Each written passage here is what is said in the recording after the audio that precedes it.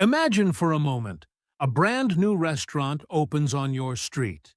It's called Quantum Burgers. The sign flashes in bright neon powered by artificial intelligence. There's a line around the block. Influencers are taking pictures. The stock price for this little burger joint has exploded, making its founders billionaires overnight. People aren't just buying a meal, they're buying a piece of the future. But you have a secret. You know the guy who delivers their meat, and he told you their freezers are nearly empty.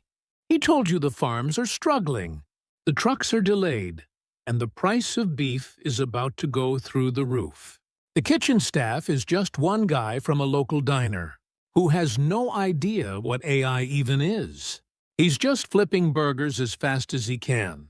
But the orders are piling up and the whole system is about to collapse. The crowd outside, cheering and buying stock on their phones, sees only the neon sign. They are completely unaware that the entire enterprise is running on fumes. What if I told you that this isn't a restaurant? This is the global stock market in 2024. What if I told you that the single, most powerful force driving trillions of dollars is a magic trick? Hello, this is Warm Insight. Today, we're going to talk about the great AI illusion and the trillion-dollar disconnect that could define the next decade of your wealth. Leaving a like and subscribing is a huge help to us. Chapter 1. The Great Disconnect, where hype outruns reality. To understand what's happening right now, you have to imagine the market has developed a split personality. On one side, you have the dreamer, the optimist. This side of the market looks at artificial intelligence and sees a new industrial revolution. It sees boundless productivity, new cures for diseases, and technologies we can barely comprehend. It sees companies like NVIDIA creating the literal building blocks of this new world, and it understandably bids their value into the stratosphere. This is the part of the market that hears the letters and I and experiences a jolt of pure, unadulterated euphoria. But there's another side, a darker, more anxious personality. This is the engineer in the server room, the logistician on the factory floor. This side of the market doesn't run on dreams. It runs on silicon, on copper, on memory chips, and on the physical capacity of our global supply chains. And right now, that side of the market is sweating. It's seeing flashing red lights everywhere. It's hearing Apple's CEO, Tim Cook, use words like unsustainable to describe the memory supply. It knows that you can't build a digital utopia if you can't get your hands on the physical parts. This is the core of the great disconnect. The dreamer is writing checks that the engineer simply cannot cash. This disconnect isn't just a niche financial oddity. It's being fueled by a deep, predictable, and frankly, very human psychological flaw. It's called the narrative fallacy. Our brains are wired to love a good story far more than a boring spreadsheet. And the story of AI is the most compelling story of our lifetime. It's simple, it's powerful, and it promises incredible riches.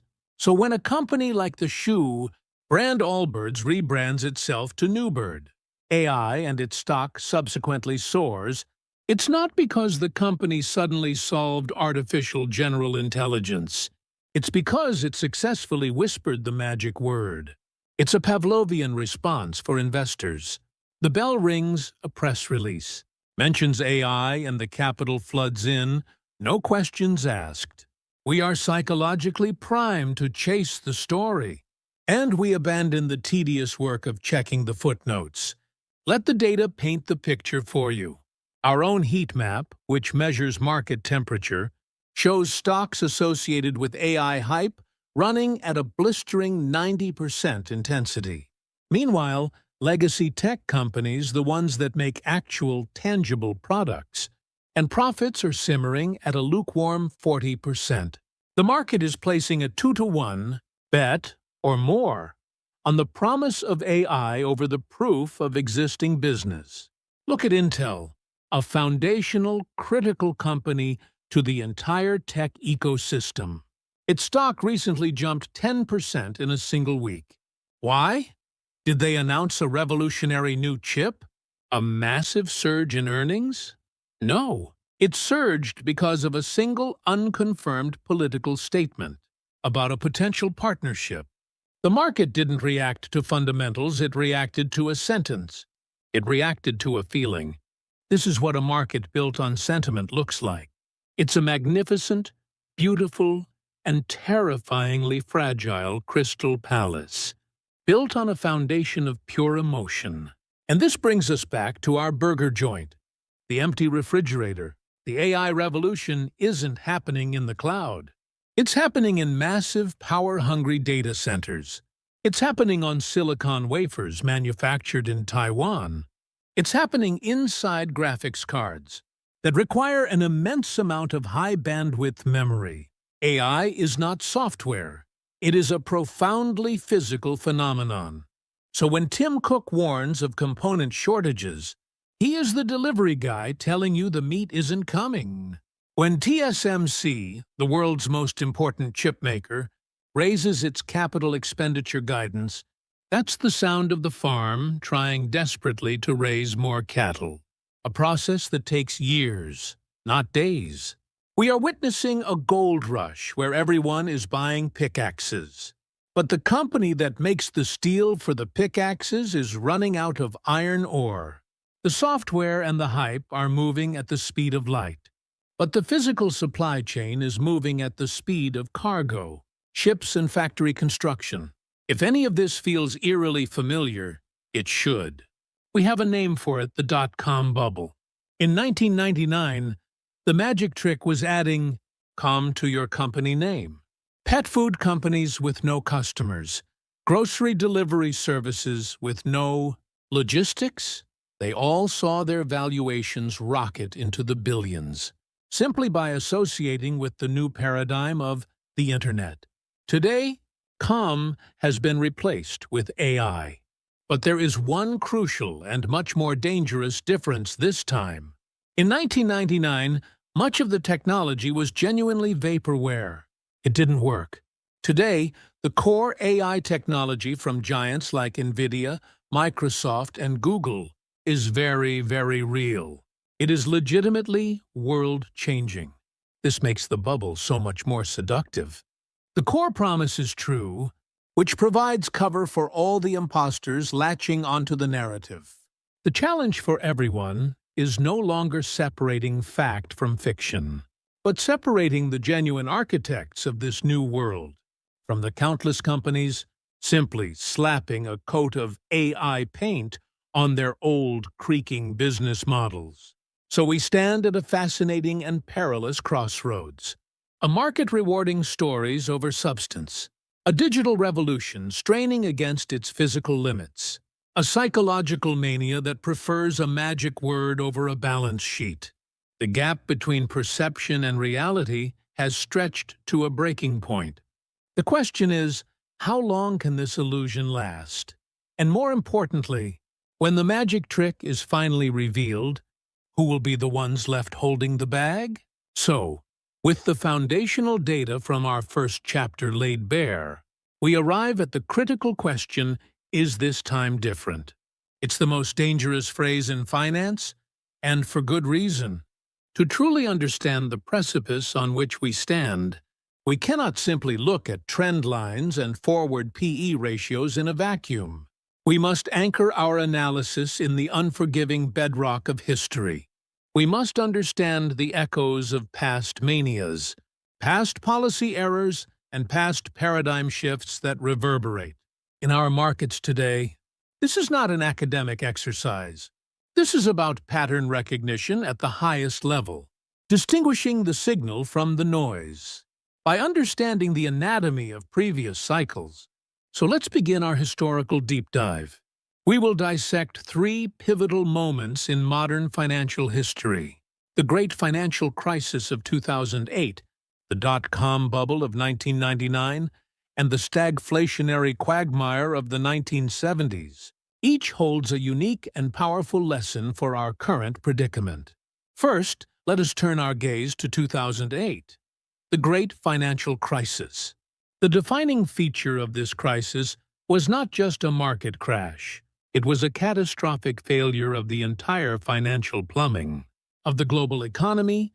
At its heart, 2008 was a crisis of leverage and counterparty risk, metastasizing from a seemingly isolated cancer in the U.S. subprime housing market. The narrative that it was simply about irresponsible homeowners is a dangerous oversimplification. The real story was one of financial engineering run amok. Investment banks, chasing yield in a low-rate environment, created a monstrously complex alphabet soup of derivatives. MBS, CDOs squared. These instruments sliced, diced, and repackaged mortgage debt, obscuring the underlying risk so effectively that even the institutions selling them lost track. The credit rating agencies, acting as paid accomplices rather than objective arbiters, stamped these toxic assets with AAA ratings, giving institutional investors the green light to load up their balance sheets. The critical failure was the illusion of diversification. The models all assumed that housing prices in Miami, Phoenix, and Las Vegas were uncorrelated events. They failed to account for systemic nationwide risk. When the housing bubble popped, it wasn't a localized issue, it was a synchronized collapse. This is where counterparty risk became the executioner. AIG, through its London-based financial products division, had written hundreds of billions of dollars in credit default. Swaps, essentially insurance policies on these mortgage-backed securities without setting aside any meaningful capital. When the securities defaulted, AIG was on the hook for claims it could never pay, threatening a domino effect that would have brought down every major bank it had insured, from Goldman Sachs to Deutsche Bank. The collapse of Lehman Brothers on September 15, 2008, was the moment the theoretical became terrifyingly real. It wasn't just an investment bank failure. It was the freezing of the entire global credit system. The commercial paper market, which corporations use for daily funding, evaporated overnight. No one knew who was solvent. No one would lend to anyone for any duration. The trust that underpins our entire financial system vanished. Now, how does that compare to today? The primary difference is the health of the institutional banking sector. Post-2008 regulations like Dodd-Frank forced banks to hold significantly more capital. They are not the epicenter of systemic risk in the same way. However, the risk hasn't disappeared, it has merely migrated. It has shifted from the regulated banking system into the shadows to private credit, hedge funds, and other less regulated entities. The leverage is still there, but it's harder to see and harder to regulate. While we don't have a subprime mortgage crisis, we have seen similar bubbles of speculation in other assets, fueled by a decade of even cheaper money. The core lesson from 2008 is that interconnectedness and hidden leverage are the true accelerants of any crisis. The question for us today is not whether the big banks can survive a shock, but where the new unregulated AIG is hiding in plain sight. Now, let's rewind the clock further to the turn of the millennium, to the dot-com bubble. 1999 was a fundamentally different animal from 2008. It was not a crisis of debt, leverage, or systemic banking failure. It was a crisis of belief. It was a purely psychological phenomenon, a mass delusion centered on a revolutionary technology, the Internet. The narrative was intoxicatingly simple. The Internet was going to change everything, rendering old business models and old valuation metrics obsolete. In this new paradigm, profits didn't matter. User growth, eyeballs, click-through rates, these were the new metrics of success. Companies with no revenue, no profits, and often no viable business plan could achieve multi-billion-dollar valuations overnight simply by adding .com to their names? Venture capitalists, flush with cash and gripped by a fear of missing out, threw money at any idea, no matter how flimsy. The public, empowered by new online trading platforms like E-Trade and Ameritrade, piled in behind them. It was a classic speculative mania, fueled by a powerful and legitimate technological shift, but distorted into a caricature. The language used was one of revolution. Analysts who dared to mention traditional metrics like price-to-earnings ratios were dismissed as dinosaurs, unable to grasp the transformative power of the new economy. Alan Greenspan, then Fed chairman, famously warned of irrational exuberance as early as 1996, but the market roared higher for another 3 years. The Fed, in fact, arguably fueled the fire by keeping liquidity ample, fearing a Y2K-related crunch. The peak of the absurdity saw companies like Pets.com, which lost money on nearly every bag of dog food it sold, command a market capitalization in the hundreds of millions. The subsequent crash, when it came in March of 2000, was brutal but contained. The Nasdaq lost nearly 80% of its value over the next 2 years. Trillions of dollars in paper wealth evaporated. But it did not trigger a global financial meltdown. Why? Because the leverage was not systemic. It was largely an equity bubble. When the stocks went to zero, investors lost their capital. But it didn't trigger a cascade of defaults that threatened the banking system. The comparison to today is striking and deeply relevant. We are again living through a period of immense technological change, this time centered on artificial intelligence. We see a similar narrative taking hold, that AI will change everything, that legacy companies will be left behind, and that a handful of new giants will capture all the value. We see a similar concentration of market gains in a small number of tech stocks. We hear the same arguments that traditional valuation metrics are no longer relevant in the face of such a paradigm shift. The speculative fervor we saw in cryptocurrencies, in meme stocks, and now in AI-related ventures carries a powerful echo of 1999. The key takeaway from the dot-com bust is that a powerful, world-changing narrative can untether markets from reality for a surprisingly long time. But eventually, fundamentals always reassert themselves. The question for us today is whether the magnificent valuations of our current tech leaders are justified by future earnings, or if we are simply living through a more sophisticated, AI-powered version of 1999's irrational exuberance. Finally, we must examine the 1970s, an era that a generation of investors and policymakers had forgotten until very recently. The 70s were not defined by a sudden market crash, but by a slow, grinding, and soul-crushing disease, stagflation. This toxic combination of high inflation and high unemployment was something conventional. Keynesian economics said was impossible. The Phillips curve, which posited a stable trade-off between inflation and joblessness, completely broke down. This period provides a crucial lesson in the dangers of supply-side shocks and persistent inflation. The crisis began with the 1973 OPEC oil embargo, a geopolitical event that quadrupled the price of oil. This was not a demand-driven problem that the Federal Reserve could easily solve by raising rates. It was a supply shock that rippled through the entire economy, raising the cost of transportation, manufacturing, and heating. The Fed, under Arthur Burns, was caught in a trap. Raising rates aggressively to fight inflation would crush an already weak economy and spike unemployment. Keeping rates low to support growth would allow inflation to become entrenched. They chose a middle path, a stop-go policy of raising rates, and then quickly cutting them at the first sign of economic weakness. This was a catastrophic mistake. It did nothing to kill inflation, but it destroyed the Fed's credibility.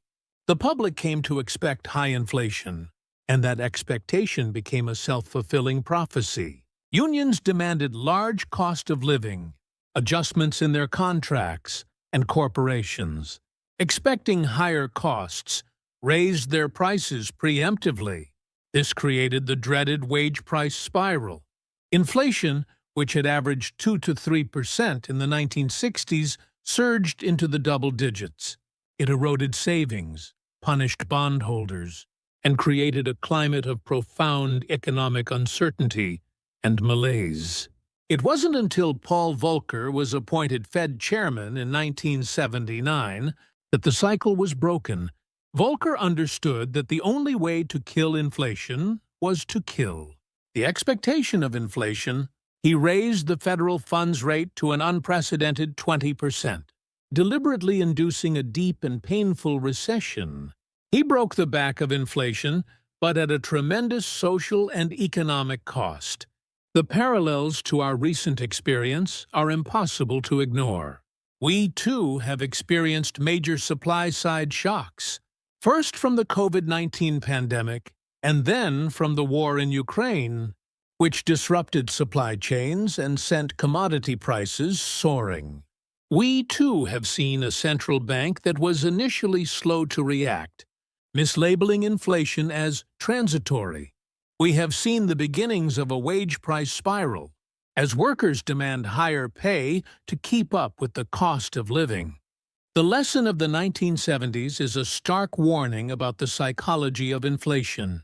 Once it becomes embedded in the public consciousness, it is incredibly difficult and painful to eradicate.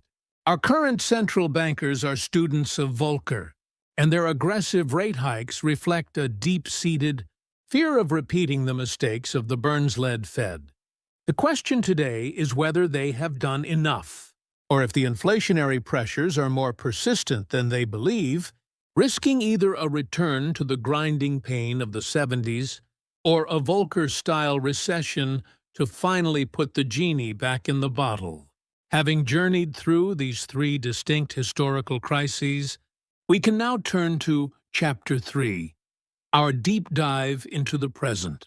The crucial insight is that our current situation is not a simple replay of any single one of these events. Instead, it is a dangerous and complex hybrid.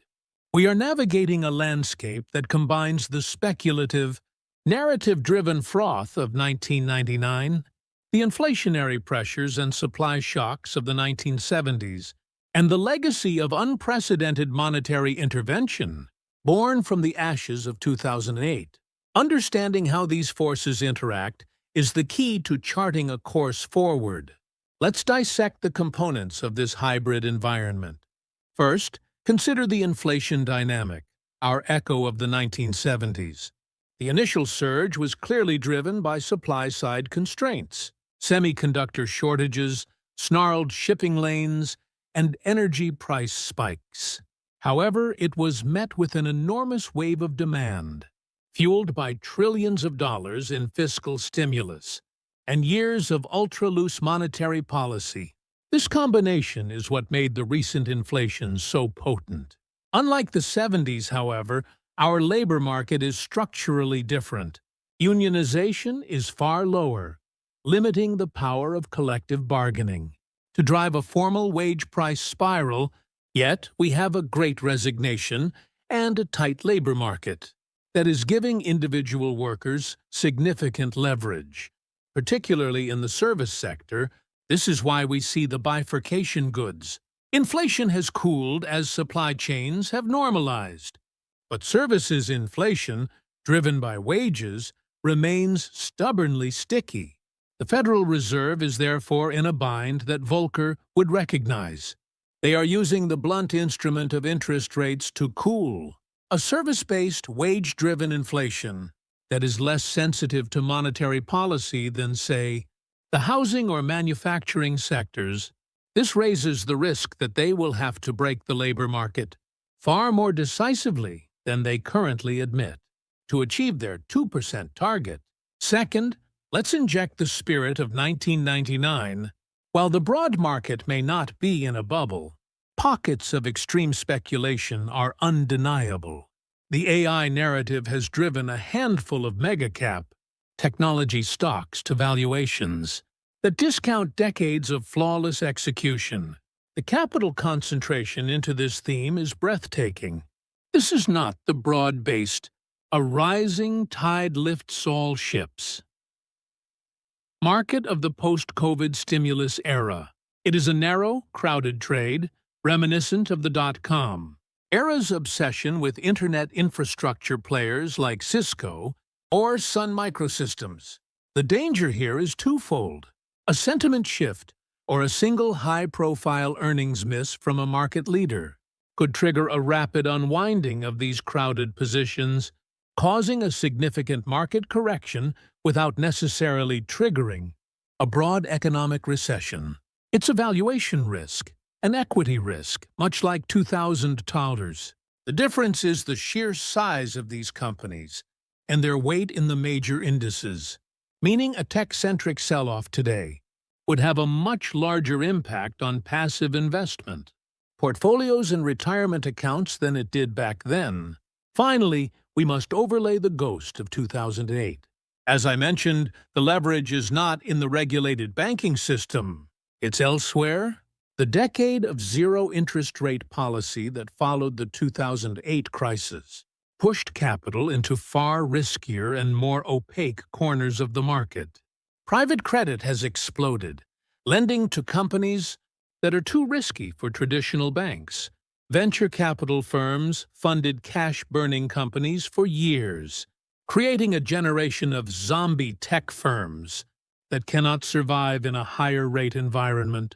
The rapid collapse of Silicon Valley Bank was a warning, shot not because it was a systemic giant like Lehman, but because it exposed the duration risk that lurks on the balance sheets of institutions that gorged on safe long-term bonds when rates were at zero. The rapid rise in interest rates, the very medicine used to fight the 1970s-style inflation, is now pressure-testing the entire financial infrastructure built during the post-2008 era of free money. Every rate hike is a search-and-destroy mission for the hidden leverage and duration mismatches in the system. Our challenge, therefore, is to recognize that we are fighting a multi-front war. Policy to cool the 1970s. Inflation is actively threatening the 1999-style valuation bubble and searching for the 2008-style leverage bombs. There is no easy path forward. The so-called soft landing requires threading a needle of almost impossible fineness. So, where do we go from here? Let's look into the crystal ball for Chapter 4. The future and your action plan. First, the prediction. This technological shift isn't a single event. It's a tidal wave that's just starting to build. We're going to see a massive productivity surge, but it's not going to lift all boats equally. Some industries will be completely transformed, while others get left behind. At the same time, the initial gold rush mentality will fade. The market will get smarter. We'll see a great consolidation, a shakeout where only the companies with real, profitable applications and strong defensive moats survive. And you can bet that regulators worldwide are watching closely. Expect more rules, which could slow things down, but also create a safer playground for serious, long-term investors. So what's the plan? How do you navigate this? Here are 4 concrete strategies you can start thinking about today. First, don't just buy AI stocks. Build an intelligent portfolio. Think of it like a barbell. On one side, you have your heavyweights, the established giants, making the chips and running the cloud platforms. They are the essential infrastructure. They're your foundation. On the other, much lighter side of the barbell, you allocate a small, carefully considered portion of your capital to high-risk, high-reward innovators in niche fields. This gives you stability from the giants and explosive growth, potential from the disruptors. Second strategy, look beyond the obvious. The biggest winners might not be the companies building the technology, but the boring traditional companies that use it to become incredibly efficient. Think about a logistics company that uses AI to optimize its routes and cut fuel costs by 30%, or a healthcare firm that uses AI to accelerate drug discovery. Scour earnings reports and listen to investor calls. Find the companies that aren't just talking about their new tech, but are showing you the money they're making from it on the bottom line.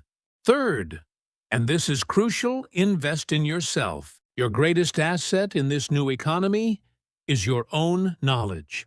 The landscape is changing weekly. You need to stay on top of it. Follow the engineers and researchers, not just the market pundits.